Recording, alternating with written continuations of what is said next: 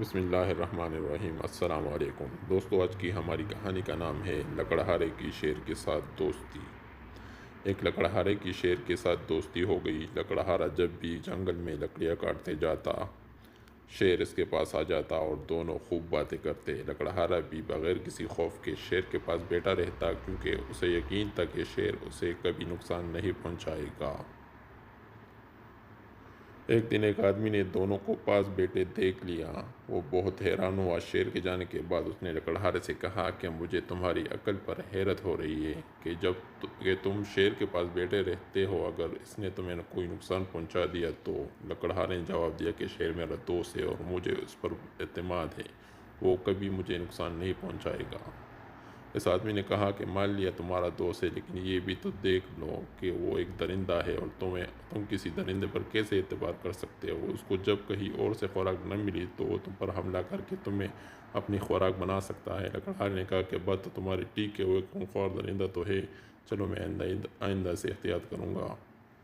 اتفاق سے لکڑہارے کی یہ بات شیر نے بھی سن لی۔ اسے بہت دکھ ہوا۔ اگلے دن جب وہ لکڑہارے سے ملا تو اس نے کہا کہ میری کمر پر کلہاڑی کا وار کرو۔ لکڑہارے نے حیرانی سے پوچھا، پاگل تو نہیں ہو گئے، میں تم پر کیوں وار کروں گا؟ لیکن شیر ضد کرتا رہا کہ نہیں، مجھ پر ایک وار کرو۔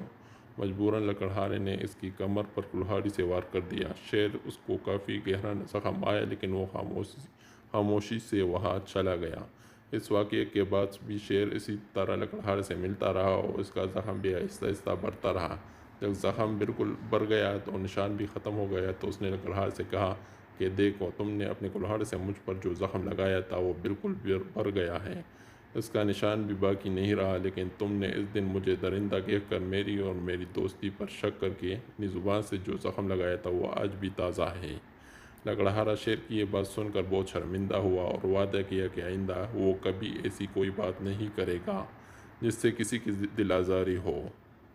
اخلاقی سبق: آج ہم لوگ اپنوں بھی محاسبہ کرتے ہیں اور ہم نے اپنی زبان سے کتنے لوگوں کو تکلیف پہنچائی، کتنے لوگوں کا دل دکھایا اور کتنے لوگوں کو ذلیل کیا۔ ہم تو کہہ کر بھول جاتے ہیں، لیکن بعض دفعہ ہمارے کہے ہوئے چند لفظ کسی کی زندگی تباہ کرنے کے لیے کافی ہوتے ہیں۔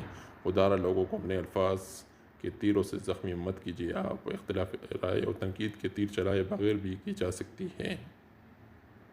اگر آپ نے ابھی تک ہمارے چینل کو سبسکرائب نہیں کیا اور ابھی سبسکرائب کرے تو ابھی سبسکرائب کرے اور ساتھ میں موجود بیل آئیکن کو بھی پریس کیجیے گا تاکہ ہمارے ہر آنے والی ویڈیو کا نوٹیفیکیشن آپ کو بر وقت موصول ہو۔ تب تک کے لیے اللہ حافظ۔